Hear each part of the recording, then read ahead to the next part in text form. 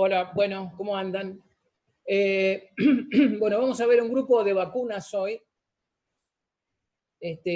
un poquito oprimidas acorde a la modernidad y las necesidades de calidad que a esta altura de las circunstancias se exigen en este tipo de vacunas. Antes, hace mucho tiempo atrás, yo les diría antes de los años 80, era muy fácil hablar gratuitamente de vacunas a las que denominábamos anavacunas y que considerábamos que eran simplemente denominadas así porque de los cultivos completos de los microorganismos que se utilizaban como inmunógenos, se inactivaban y se utilizaban con el agregado de, obviamente, de algún ayudante. Eso quedó un poquito ya perimido gracias a la gente de SENASA. A partir de los años 80, la calidad de estas vacunas empezó a mejorar y ya no hablamos más de anacultivos completos, sino que después de haber determinado que determinados inmunógenos debían ser simplemente los inmunógenos solubles de un microorganismo y no su soma bacteriano, se comenzaron a separar y entonces ya no hablábamos más del cultivo completo inactivado, sino que ya hablábamos de el inmunógeno por separado. Como ejemplo, podemos hablar de la vacuna contra la enterotoxemia, o enfermedad del riñón pulposo, causada por el Clostridium perfringens D. Se determinó claramente que el soma bacteriano no intervenía en absoluto en la respuesta inmunitaria, por lo tanto se dejó de utilizar en las vacunas, utilizando simplemente el cultivo después de valorar la presencia de, específicamente del inmunógeno, que sería en este caso la toxina epsilon de Perfringens D. Lo mismo ocurre con Perfringens C, lo mismo ocurre con botulismo, con tétano, etcétera, etcétera, etcétera, y después vamos a ir andando un poco más específicamente en estos temas. Del género Clostridium, desde el punto de vista microbiológico, no tenemos mucho para decir, todos ya conocemos de qué estamos hablando, son los microorganismos básicamente que se utilizan en la producción de estas vacunas. Debemos decir simplemente que son bastones o bacilos gram positivos que esporulan, que poseen cilias o flagelos. La mayoría no poseen cápsula. Y decimos la mayoría porque Perfringens es la excepción, tiene cápsula y es inmóvil. Las enfermedades clostridiales. Bueno, también esto es ámbito de las enfermedades infecciosas. Nosotros no vamos a ahondar mucho en ello. Simplemente podemos decir, en este breve resumen, que los clostridios son bacterias anaerobias que están presentes en la tierra y en los intestinos de los animales. Decíamos, como recién lo aclaramos, que tienen la capacidad de esporular, es decir, formar formas de resistencia, producen potentes toxinas, provocan enfermedades mortales en los animales y en ocasiones con altos porcentajes de mortalidad. Fueron muy importantes en medicina humana hasta el descubrimiento de los antibióticos y de los sueros antitóxicos. En medicina humana eran muy importantes, sobre todo en las épocas de la guerra, donde las enfermedades clostridiales aparecían y el único remedio que tenía un cirujano en ese aspecto era cortar el miembro afectado. Ustedes todos conocemos el término cortar por lo sano.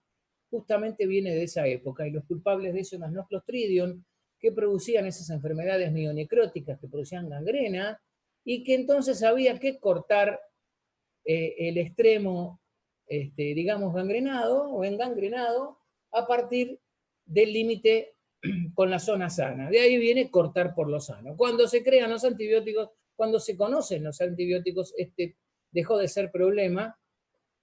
Si bien no hay vacunas humanas contra enfermedades clostridiales, sí hubo sueros antitóxicos. Hace muchos años atrás se producían, el Instituto Biológico de La Plata producía, por ejemplo, sueros anti-Clostridium cystolyticus y otra serie de cosas, de otra serie de Clostridium, perdón, que servían para los tratamientos. Por supuesto, esto ya quedó perimido y se dejó de usar. ¿Cuáles son los factores de patogenicidad que podemos encontrar en este tipo de microorganismos? Hay diferentes estructuras y todas deben ser perfectamente conocidas porque no todas son la misma cosa en los diferentes inmunógenos, en los diferentes Clostridium que forman parte de las vacunas. Existen fimbrias, flagelos y cápsulas que como acción patógena sabemos que tienen que ver con la adherencia del microorganismo, con la movilidad de los mismos y la capacidad de evadir fagocitosis. Son inmunogénicos. Y después los inmunógenos solubles, digamos que son las toxinas mayores y menores. Las mayores son las preponderantes en la patogenia, son las que generalmente causan los altísimos índices de mortalidad en los animales, y las menores son las secundarias o complementarias, que no son letales per se y que sí tienen que ver con la actividad patogénica del microorganismo, y que también son inmunógenas. En general, las infecciones clostridiales las podemos dividir en tres grandes grupos. Todo el grupo de las enterotoxemias, que son aquellas que afectan el tracto intestinal y los órganos parenquimatosos, las que producen gangrena gaseosa, dando mionecrosis y toxemias, y las intoxicaciones neurotrópicas, que afectan primariamente al sistema nervioso, ¿sí? En el grupo de las enterotoxemias, tenemos, por ejemplo, dentro de la infinidad de microorganismos que causan este tipo de problemáticas, los más comunes o los más conocidos son todo el grupo de los perfringens, el A, el B, el C, con sus tres subtipos, el D, que causan, bueno, las enfermedades como la disentería de los corderos, el estruco en las ovejas, las enteritis necróticas en corderos y en lechones, y la enfermedad de riñón pulposo, que mencionamos hoy como ejemplo, causada por el perfringen D, que ataca corderos, ovejas, cabras y vacas. Vacas, si bien la bibliografía lo cita, particularmente yo tengo mis dudas de que exista como enfermedad en sí. Después tenemos el grupo de los Clostridium novi o novi, donde está el B y el D. El B da la hepatitis necrótica en ovejas y vacas, y el D es el causante de la hemoglobinuria basilar en bovinos. Clostridium septicum, que da el Braxi en las ovejas, y Sordelli, que ocasionalmente también puede llegar a dar enterotoxemia, si bien es mucho más conocido en su faz mionecrótica que en la de enterotoxemia. Pero en vacas puede dar también enterotoxemia. El grupo de las gangrenas gaseosas, donde encontramos, digamos, un viejo conocido de los veterinarios, como el Clostridium jovei, que da la enfermedad que denominamos mancha, pierna negra,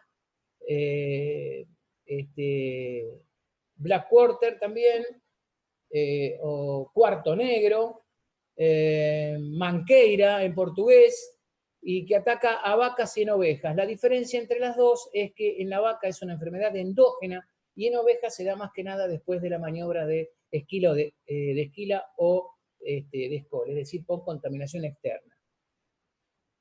Clostridium septicum, que da pierna negra, vaca, ovejas y cerdos.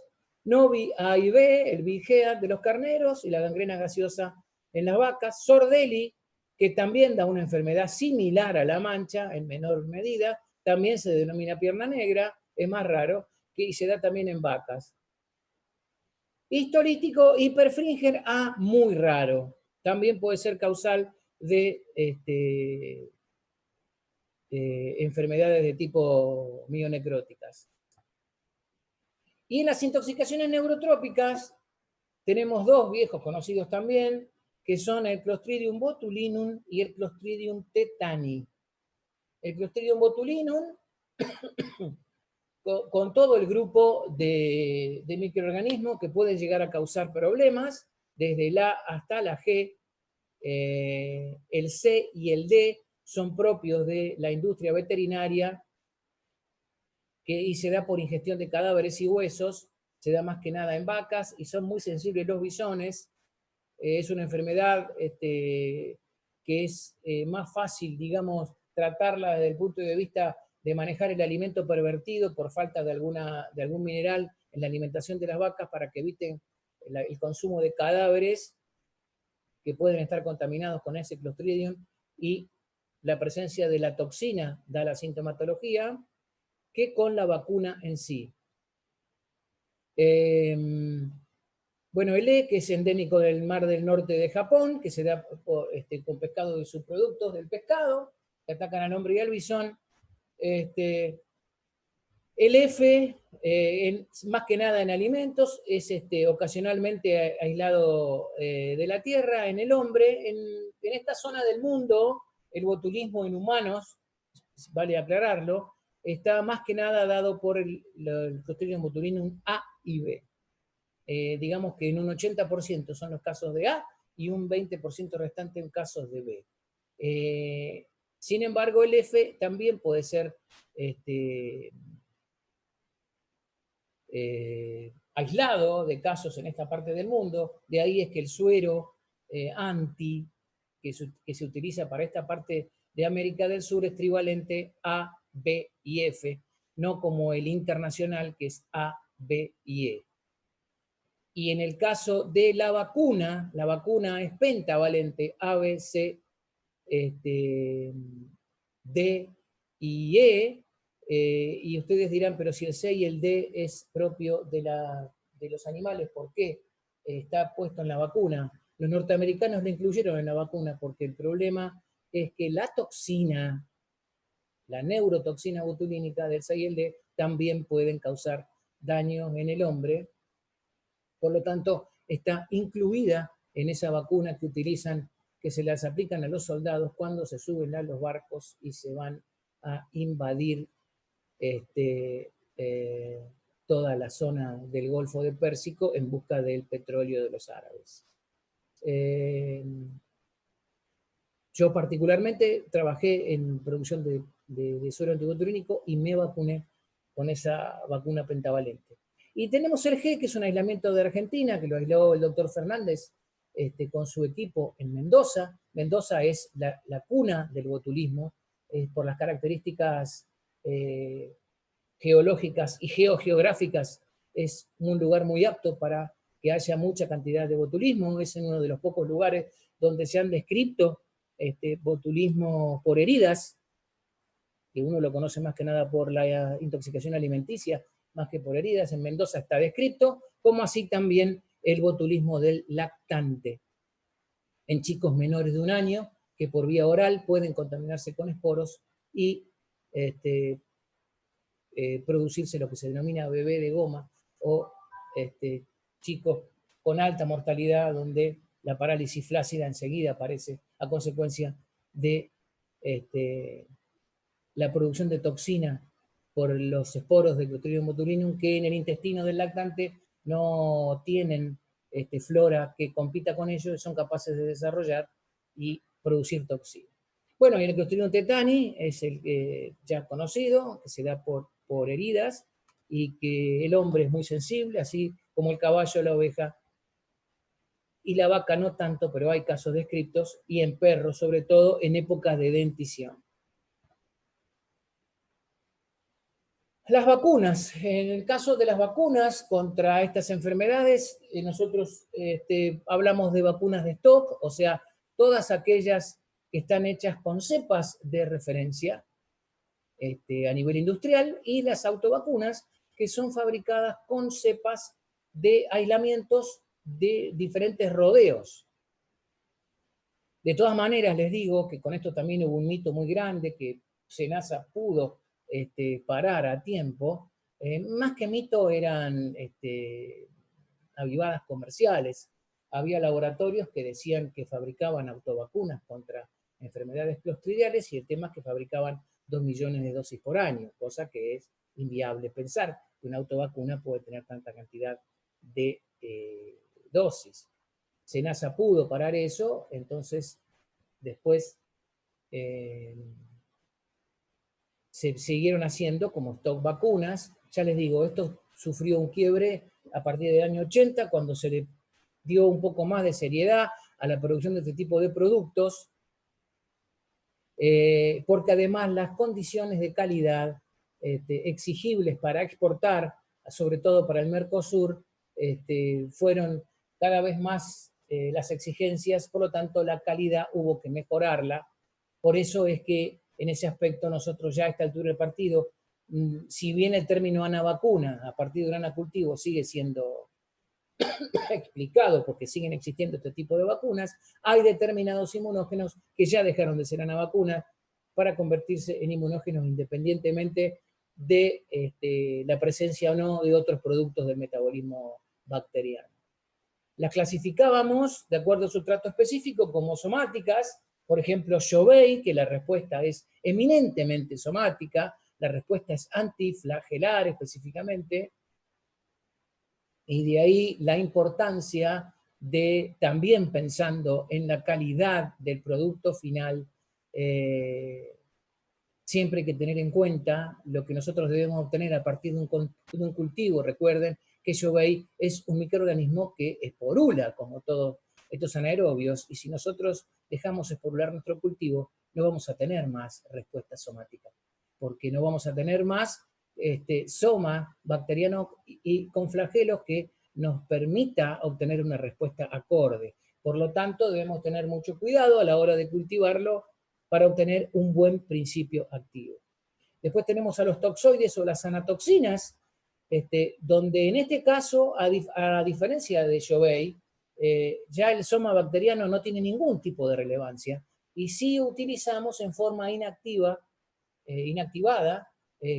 a las toxinas que denominamos anatoxinas o toxoides, como por ejemplo en el caso de tetani, de Perfringer D, de Perfringer C y de Clostridium botulinum. Y los anacultivos o anavacunas propiamente dichas, donde sí nosotros tenemos el cultivo completo, más el producto de su metabolismo en el cultivo, todo junto inactivado y utilizado como principio activo. Y en este caso citamos a dos emblemas de este tipo de principio activo, como son el Clostridium septicum y el Clostridium sordelli. Hablemos ahora un poquito de producción. Como en toda producción de vacunas, nosotros tenemos que tener en cuenta que tenemos que pensar en obtener una cepa de producción acorde a nuestra necesidad.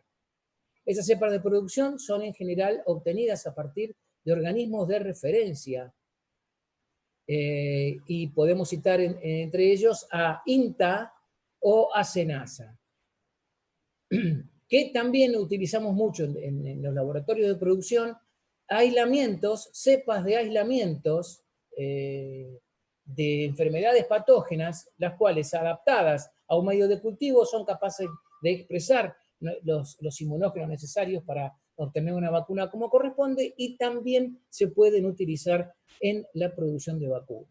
Ustedes a partir de esa cepa deben comenzar a trabajar en el scaling up, o sea, en aumentar los volúmenes de los inóculos hasta poder llegar a la siembra de sus bioreactores o del recipiente que utilicen para producir los diferentes principios, los diferentes cultivos que van a servir como principios activos vacunales.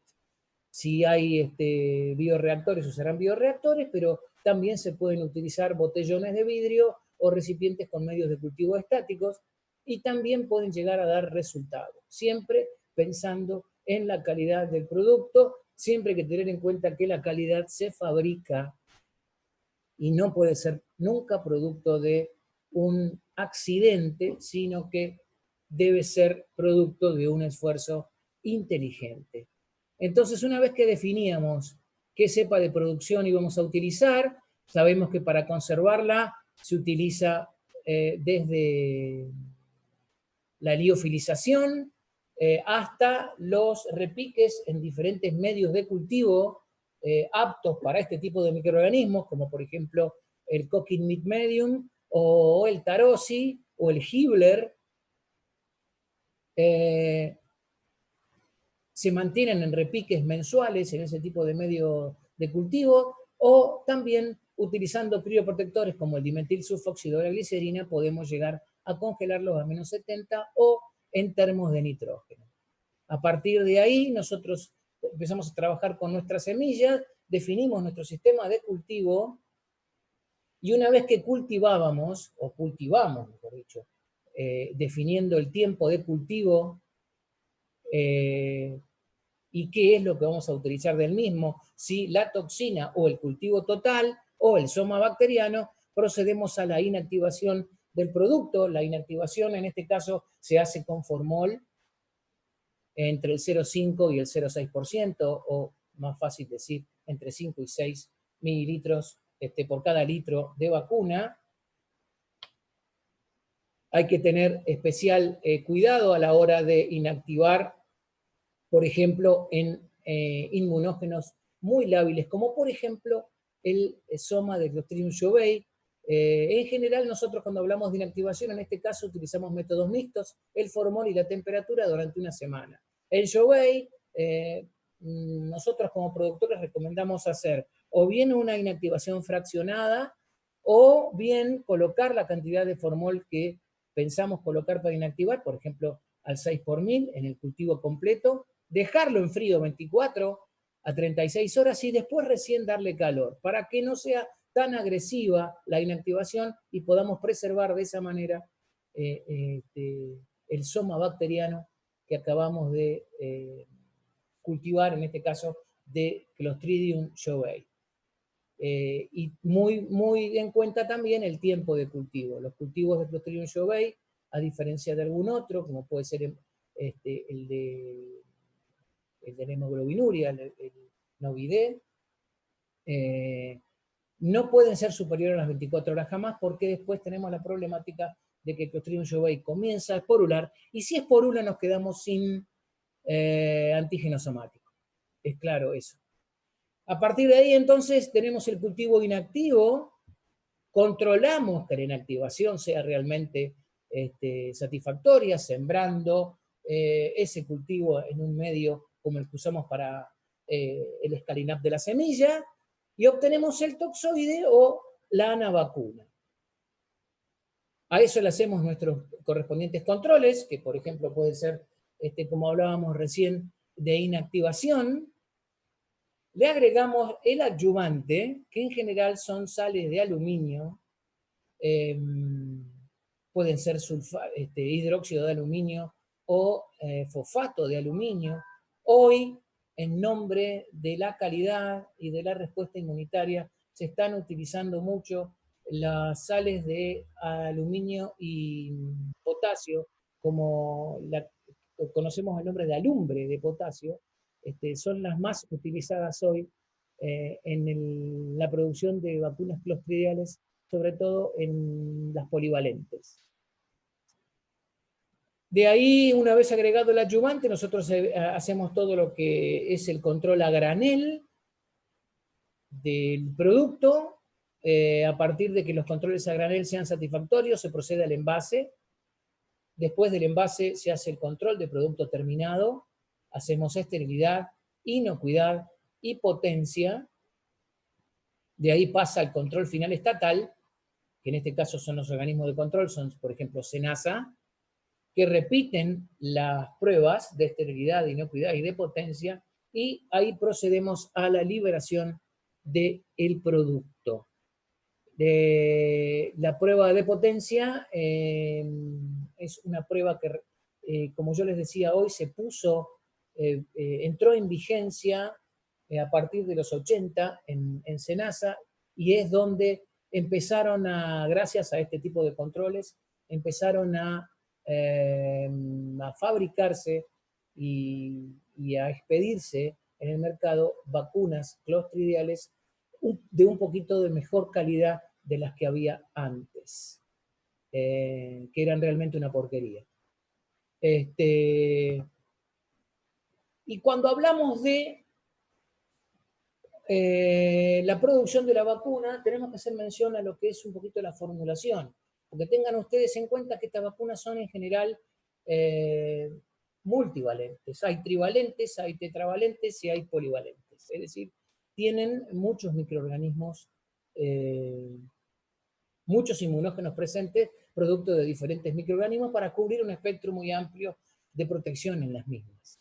Entonces, por ejemplo, acá tenemos, yo puse como ejemplo un inmunógeno que está constituido por Clostridium jovei, por Perfringens C, por Septicum y con Perfringens D. Hay algunas en el mercado, por ejemplo, que hasta tienen algún otro tipo de microorganismo, por ejemplo, Escherichia coli J5, incluidas también en la formulación. Pero en este caso vamos a hablar simplemente de las clostridiales. Y entonces, ustedes fíjense acá, ¿qué ocurre? Yo tengo diferentes cultivos. Cultivo de Jovei, cultivo de Perfringens, cultivo Septicum y el cultivo del otro Perfringens, en este caso el D, el C y el D, que son diferentes toxinas y que generan protección contra diferentes patologías. Por supuesto, además está decirles que a nadie se le puede ocurrir sembrar todos estos microorganismos en un mismo medio de cultivo, pensando que ahí en un solo cultivo van a tener un producto polivalente. Son diferentes cultivos en forma independiente que después se mezclan entre ellos y se obtiene entonces la formulación final del producto. Pero la mezcla también implica dilución. Entonces, ¿cómo se soluciona el problema? Fíjense en este ejemplo. Por ejemplo, en la formulación final de la vacuna, por ejemplo, de Jovei, yo por cada mililitro de vacuna tengo que tener 1,5 por 10 a la 9 bacterias. ¿Sí? En la formulación de Perfringens C, mi producto tengo que tener por lo menos 3.200 dosis letales 50%. Estamos hablando de evaluar soma bacteriano por densidad óptica y toxinas que se titulan antes de inactivarse en dosis letal 50% en ratones. Clostridium septicum, que necesitamos 1 por 10 a la 9, y Perfringens D, 5, bueno, se está por cortar. Entramos de nuevo, Colo, después. Bueno, Perfringens D, 5.000 dosis letales 50%. Ahora, ¿cuáles son los títulos que yo obtengo de mis bioreactores o de mi medio cultivo estático, de mis cultivos? Obtengo, por ejemplo, 1,5 por 10 a la 9 de Clostridium jovei. Es decir, que con 1 mililitro yo ya tengo la cantidad de jovei que necesito por cada dosis. Ahora, de Perfringens C, yo tengo titulada 1.600 dosis letales 50. ¿Sí? Y yo necesito 3.200. Es decir, tendría que agregar 2 mililitros a esa mezcla para obtener lo que necesito de inmunógeno de Perfringens C. De séptico, mi título coincide con el que yo necesito en la fórmula. Por lo tanto, agrego otro mililitro de séptico. Y de Perfringens D necesito, según la fórmula, 5.000 dosis letales 50% y tengo 2.500. Por lo tanto, tengo que agregar 2 mililitros. ¿Verdad? Y entonces, ¿qué pasa? ¿A qué conclusión llego? En este caso, yo puse acá abajo, con el agregado de adyuvante tendríamos un producto con una dosis de 6 o 7 mililitros, completamente inviable. ¿A quién se le ocurre fabricar una vacuna que necesitemos aplicar 6 o 7 mililitros? Necesitaríamos mucha cantidad de volumen y lo incómodo que significa aplicarla, ¿verdad? Entonces, ¿cómo solucionamos esto? Solucionamos concentrando los inmunógenos 10 por. Es decir, y acá viene lo que yo les decía hace un rato, que mejoró mucho a partir de los años 80, pensando en fabricar calidad y no cantidad. Entonces se empezó a utilizar la ultrafiltración o filtración tangencial para poder concentrar los inmunógenos. Entonces, fíjense en el mismo caso de recién con los inmunógenos concentrados 10 por. Yo necesitaba de Clostridium jovei 1,5 por 10 a la 9 y había tenido ese título, pero lo voy a concentrar 10 veces, entonces voy a tener 1,5 por 10 a la 10 en ese concentrado. Es decir, que con 0,1 mililitro por cada dosis voy a tener la concentración necesaria para cumplir con el requerimiento. En el caso de Perfringens C, yo había obtenido 1.600 dosis letales y ahora voy a tener concentrada 10 veces 16.000 dosis letales. Es decir, que con 0,2 mililitros voy a obtener la cantidad necesaria para cumplir con el requerimiento por dosis. En el caso de séptico lo mismo, con 0,1 mililitros voy a llegar a tener lo que necesito, y en el caso de Clostridium perfringens D, utilizo 0,2 mililitros. Agrego 1 mililitro de adyuvante, que decíamos que podía ser una sal de aluminio, o como se usa ahora, alumbre de aluminio y de potasio. Y entonces, ¿qué pasa? Yo ahí voy a tener 1,6. Me doy el lujo de agregar 0,4 mililitros de solución fisiológica, entonces tendríamos la concentración de inmunógeno necesaria para una vacuna que cumpla con los estándares de calidad exigibles en un volumen de 2 mililitros. ¿Vamos bien hasta ahí? Perfecto. Hablemos un poco de inmunidad.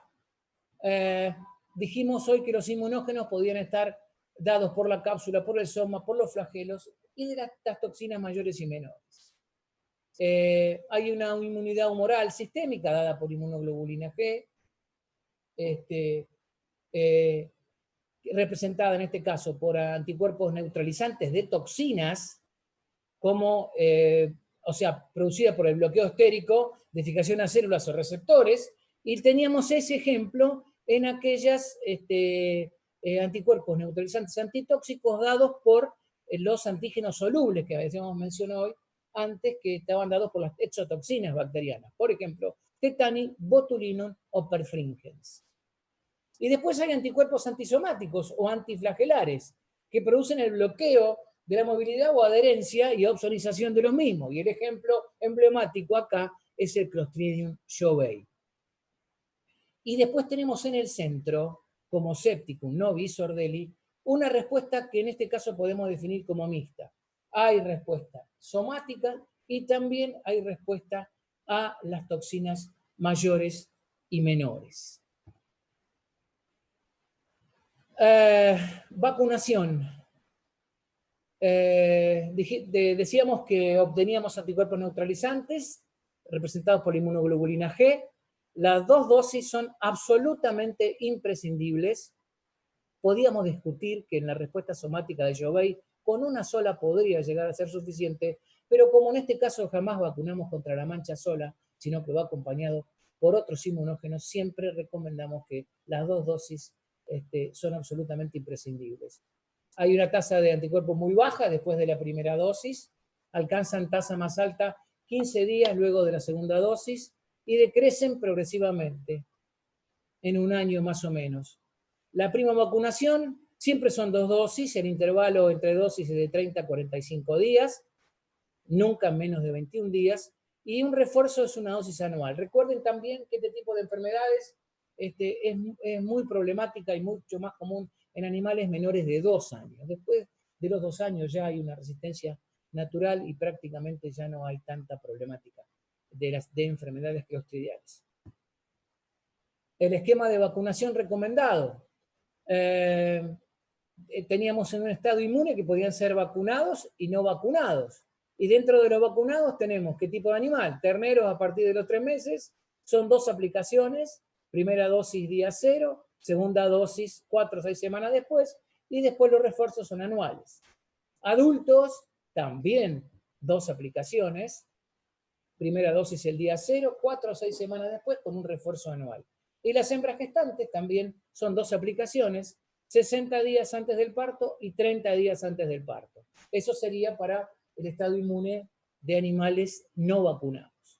En el caso de los vacunados, tenemos adultos, una sola aplicación es suficiente y el refuerzo es anual. Y las hembras gestantes, lo mismo, 30 días antes del parto sería el refuerzo anual.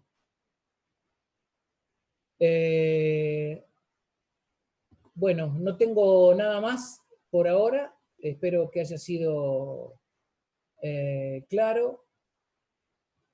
Nos estamos viendo en las próximas clases. Gracias. Buenos días.